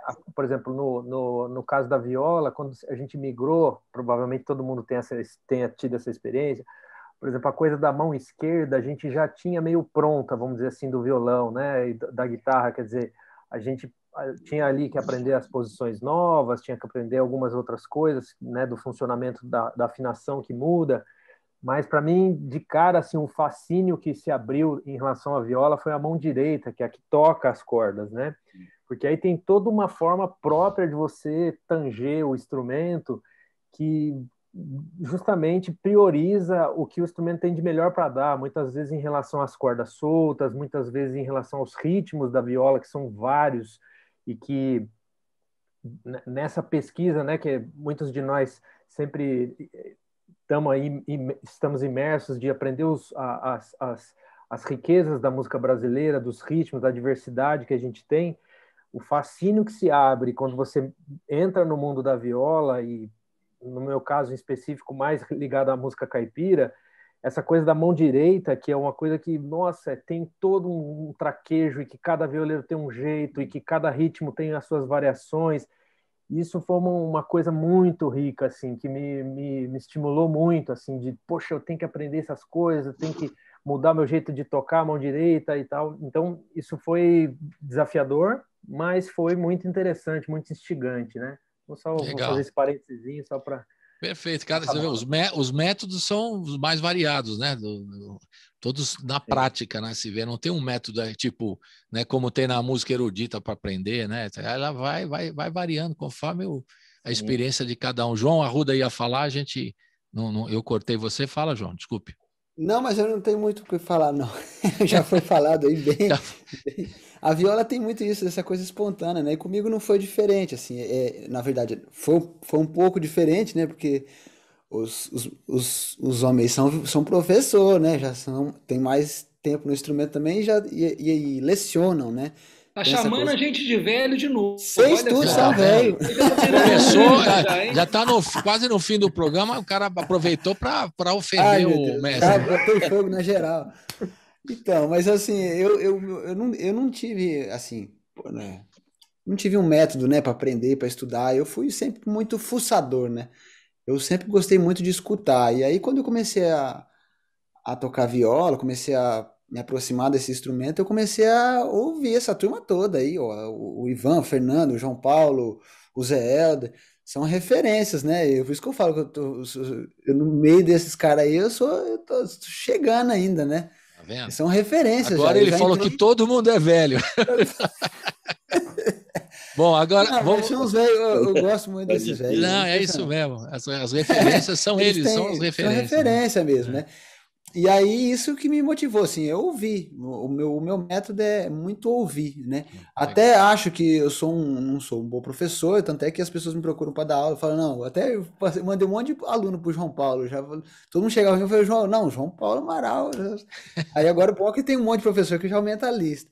E aí, rapaz, assim, eu muito de ouvido, né? Então as pessoas me procuram e falam assim, eu tão pouco sirvo para dar aula, e para aprender também eu acho que eu sou meio devagar, assim, meu processo é mais lento, assim, né? Eu ouço mais do que toco, né? Do que estudo. Até queria tocar mais, assim, mas eu sinto que eu trabalho mais com o meu ouvido para depois eu dou uma processada e depois que vai sair, sabe? É um negócio meio doido. Para dar aula também tem que Sobre ter, isso, né? tem que ter paciência, né? Também não é Ah, fácil, e né? Você tem que método também, né? método e tudo mais. Bom, agora chegou a vez do nosso querido João Paulo Amaral, que vai falar da música Linha Motriz, que a gente vai ouvir aqui, que é a música do João Paulo Amaral, e tem uma afinação também que é diferente também. Fala aí, João, da afinação e dessa canção para a gente ouvir agora. Então, às vezes, não sei, acho que não sou só eu, provavelmente acho que os colegas aqui vão talvez compartilhar, né? Às vezes a coisa de compor na viola tem muito de você ficar ali futucando no instrumento, né? Você pega ela ali, fica brincando, vai para lá, e às vezes pinta uma ideia, né? E, e às vezes a gente, né? Eu pelo menos toco mais no cebolão em ré, né? Sempre toquei mais no cebolão e tal. E às vezes você fica meio cansado do que você está tocando, assim, parece que, sabe, não sai uma ideia diferente. Então, aí um belo dia eu tentei trocar a afinação, mudar um pouquinho, brinquei com essa, uma variante, como eu vou falar, uma outra afinação, que é o chamado sobre requinta, que mais popularmente conhecido como cebolinha ou cebolão menor, que é um cebolão com uma corda meio tom abaixo, né? Então, ao invés do ré maior, é um ré menor, né? Para quem conhece um pouquinho de música aí. E aí eu resolvi trocar e fiquei brincando, e foi pintando uma ideia melódica ali. Então a linha motriz ela surge meio por estímulo dessa busca numa afinação nova de achar uma coisa diferente, que eu estava meio cansado das minhas ideias, né? E eu acho que esse é um processo, acho que comum. Às vezes os violeiros trocam também, às vezes, a afinação para brincar um pouco, né? Tentar ali alguma coisa diferente, e acaba às vezes surgindo uma composição que vem um pouco da inspiração, vamos dizer assim, que a afinação traz, né? E aí depois eu fui ver que essa afinação, na verdade, ela já existe, como o Ivan falou, essa coisa de cada um mudando o jeito e tal, fui dar uma pesquisada, falar, poxa, vamos ver como é que chama essa afinação, né?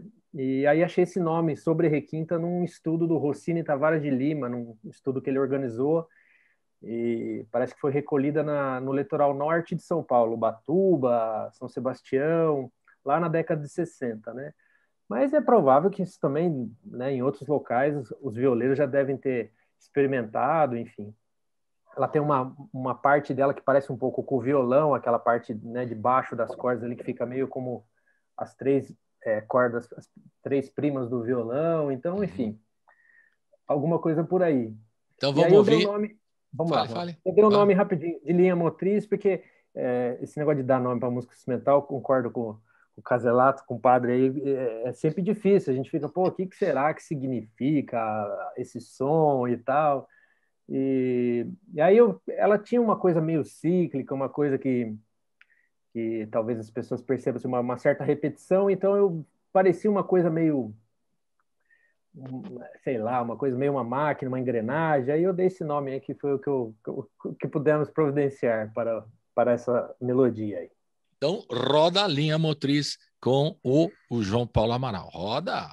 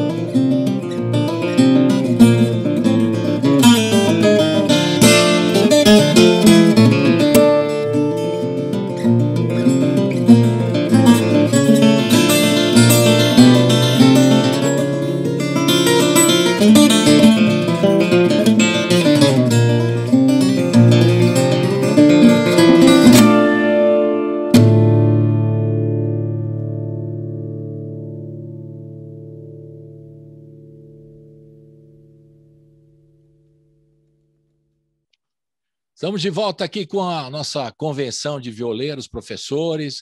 O Ivan Vilela está lá em Portugal, não é isso, Ivan? Em Portugal.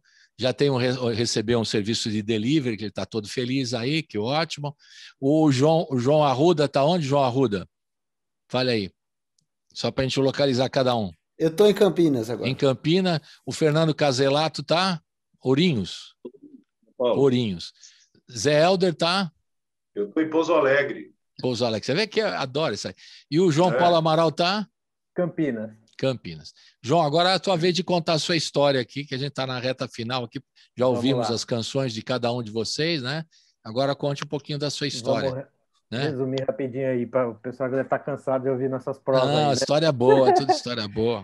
Então,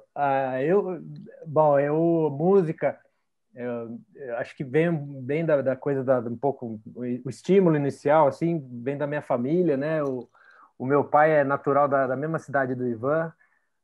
Eu amo o sul de Minas, né? Tem minha família toda de Itajubá, Pouso Alegre, tem também alguns, né? Mas Ouro Fino, Lavras, enfim, pessoal do sul de Minas ali.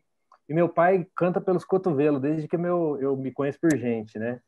E aí minhas irmãs também pegaram o gosto, tinha piano em casa, então minha mãe gostava de escutar muita música, cantava também, conheceu meu pai e minha mãe se conheceram no coral em Itajubá, enfim.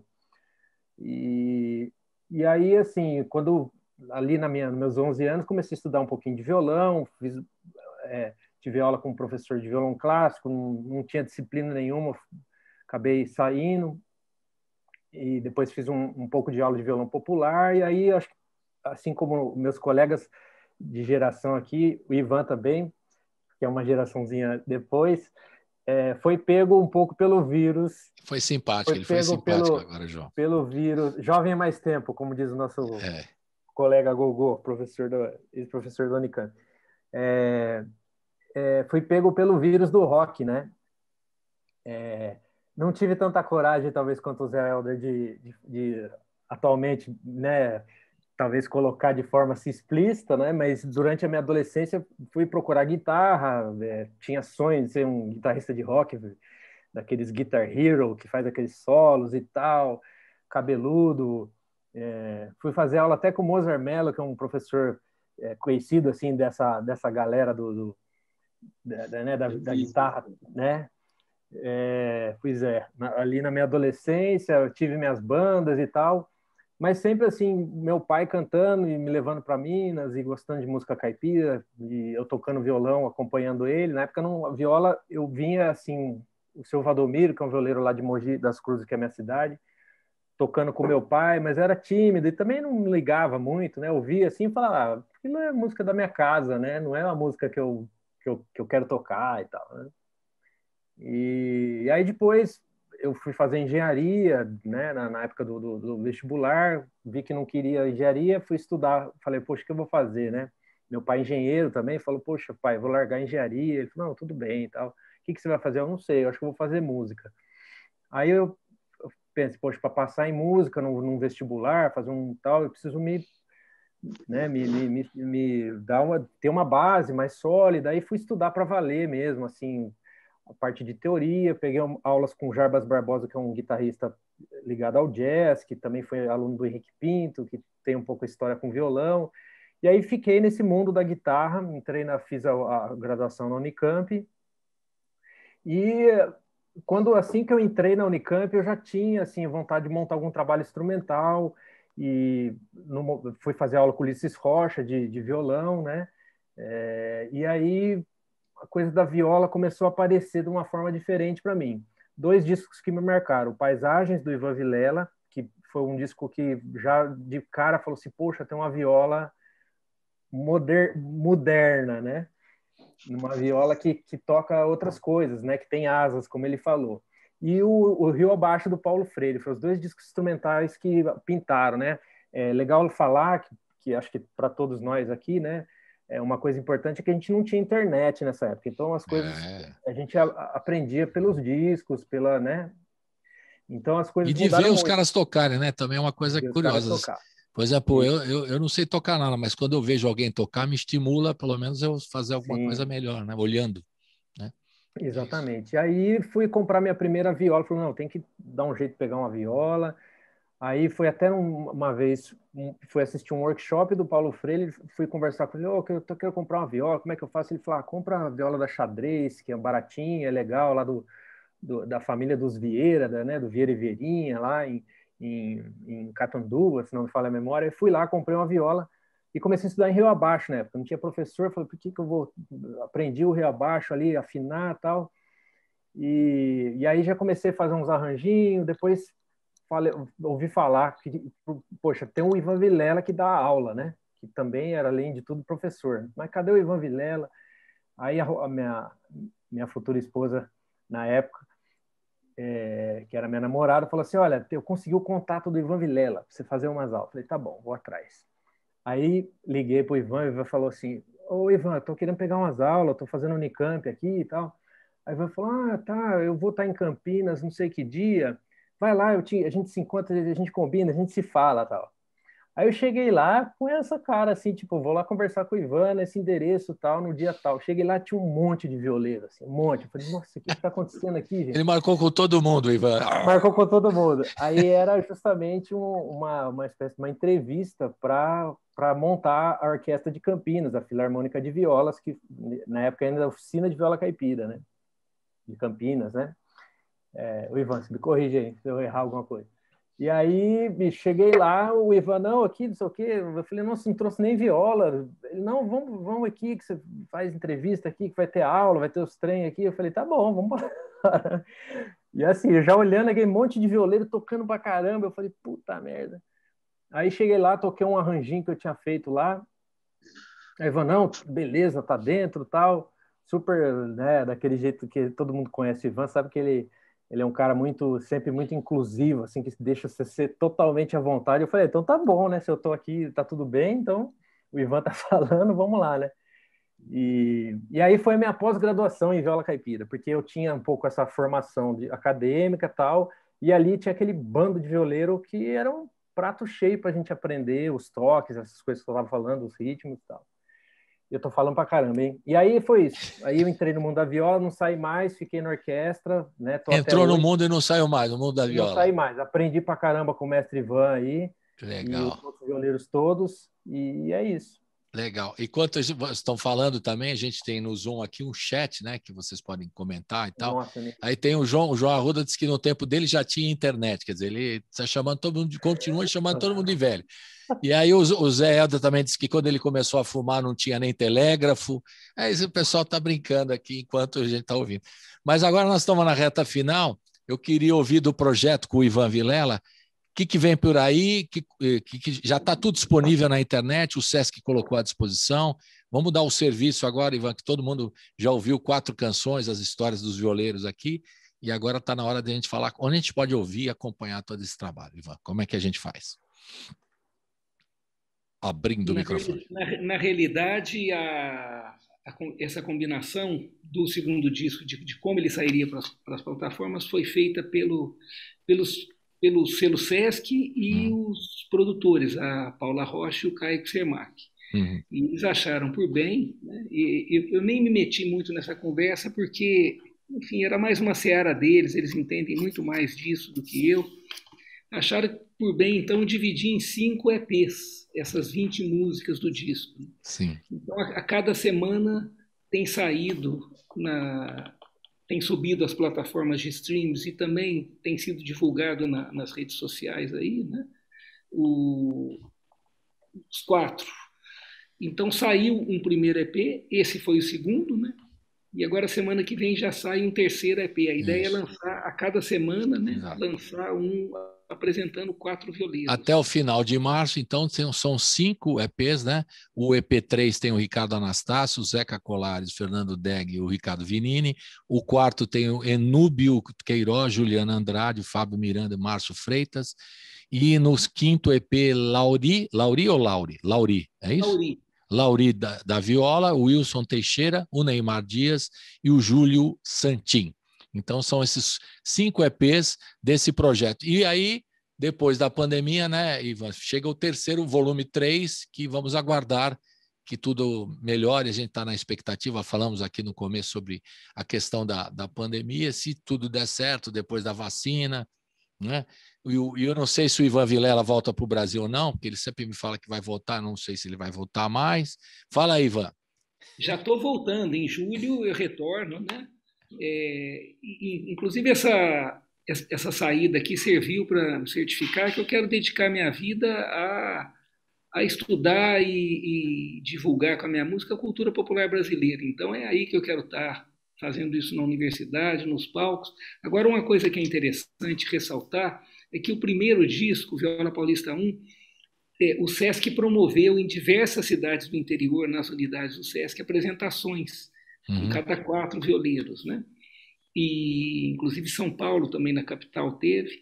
E agora, para esse disco, ficamos impossibilitados, mas ficou o acordo, né, a promessa do selo SESC de tão logo volte à normalidade, esse Viola Paulista 2, que é esse disco do qual nós estamos falando, ele vai também ter uma sequência de shows aí. Como teve volume 1, é isso? É isso? Que o volume 1 teve 19 faixas, foi a primeira coletânea lançada em junho de 2018, que eu tenho aqui a informação que o SESC me passou. Aí o repertório mostra aí a diversidade, as gravações e tal, um monte de gente participando, né? Que não dá para ler todo mundo aqui, que é muita gente, mas tudo isso está lá no site do SESC, né? Para você acompanhar o projeto Viola Paulista, volume 1, 2, e vem aí o 3 mais para frente, depois da pandemia, certo? Eu quero agradecer a todos aí por esse bate-papo maravilhoso, né? O João Paulo Amaral, o João Arruda, o Fernando Caselato, o Zé Helder, o Ivan Vilela também. E agora eu fiz aquele desafio no comecinho, né? Que eu estava brincando que eu vou até inventar uma nova afinação de viola, que é a minha, que é desafinada. Não consigo. Colibri, pô. É uma afinação colibri, totalmente desafinada. Muito bem. Não, eu estou brincando, mas o fato é que eu provoquei vocês no começo para a gente escolher uma canção para encerrar, porque a gente ouviu 4 do disco, né? Aí essa canção, cada um vai dizer aí, a gente vai ver se chega num acordo para ouvir aqui, nós estamos no finalzinho do programa. Vamos uma do Paisagens, né, gente? Eu não queria, porque depois o Ivan fala, né, o cara é meu amigo, me forçar a tocar uma música minha. Ficou provado. Ficou provado por A mais B, igual, não é? Que vai ter que tocar uma do Paisagem. O que você acha, Zé? Fala aí. Não. Concordo em gênero, número e grau. Pronto, Ivan, você é minoria. Você não tem minoria aqui, Ivan. Você é o consultor, o curador do projeto. O curador e eu recuso, entende? Mas aí a minoria, você sabe que aqui é uma democracia, a maioria vence. Então, né, Fernando? Você vota aí também para ouvir uma do Paisagem? Com certeza. Terceiro. Quando você estava falando, eu já estava pensando nisso. Estava pensando, tá vendo? Eu nem forcei nada. Você vê que eu não forcei nada. João Arruda também? Com certeza. Olha, eu vou dar a minha opinião. Eu agradeço a consideração e a gentileza, mas eu acho que a gente poderia pensar numa música, num clássico aí de música de viola, né, que fosse mais conhecido. Não, já virou. Então, ele está falando a mesma coisa. Ô, Ivan, eu sabia que você ia perder nessa. Não adianta você mudar o rumo, né? Por uma modéstia, então, o que vai chamar? Quem que vai falar da música? Fala aí, o João Paulo Amaral, que foi um dos que provocou aí. Fala aí, João. Eu voto para Matar a Saudade de Minas, que eu gosto. A faixa. Eu estou escolhendo a faixa já. Do Paisagens, né? Isso. Gosta dessa também, Fernando? Para matar a saudade. Pensei para Matar a Saudade de Minas também. Para Matar a Saudade de Minas, é Helder também? Parece que... Vou reforçar o vai com o relator, o João Paulo é relator. O João Arruda também, para Matar a Saudade de Minas. Do lado, onde for, assim. Do disco clássico Paisagens. Bom, meu caro... Eu não participo mais de reunião na próxima. O meu caro curador perdeu, ele quis né? Perdeu. Então eu quero agradecer a todos, sinceramente, foi um prazer, né? A todos aqui, saúde para vocês, e a gente vai ouvir essa faixa do disco Paisagens, numa homenagem ao Ivan Vilela, querido, que é também um clássico também, Ivan, não tem jeito. Então aqui, ó, para todo mundo aqui, vamos fazer um abraço virtual, que é possível fazer para todo mundo aí, e a gente se despede desejando saúde para todos vocês, e até a próxima, tá, gente? E a gente né, esperar vocês aqui tocar ao vivo aqui no estúdio, que vai ser muito legal também, quando a gente Tem puder. vacina. Depois, com a vacina, depois da vacina, enfim. É isso aí, gente. Abração, até mais. Valeu. Tchau. Valeu. Obrigado, gente. Bom ver a todos. Obrigado.